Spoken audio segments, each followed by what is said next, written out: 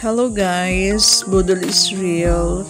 Ito, kakascroll ko ng TikTok. Meron na naman ako na-check out. Ano ba yan? Hinahanap ko nga pala is metal rock steel shelves.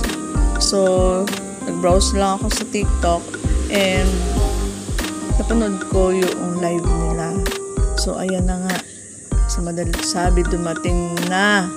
Na-check out na agad ng inyong Mimasor. So, i-check muna natin kung okay yung ating na-receive na item para naman hindi tayo lugi sa ating ibinayan. At ayan ang kaka-excite. Ayan. Tsaran. Ito nga palang aking in-order na ito na metal rock steel shelves ay 6 layers. Ayan.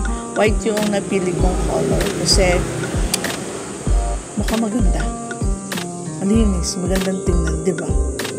So, ayan ang mga parts niya. So, binilang yan ni Habi kung ilang layers. And then, ayan. So, and ipaprepare na din niya yan para iset. So, everything is good naman.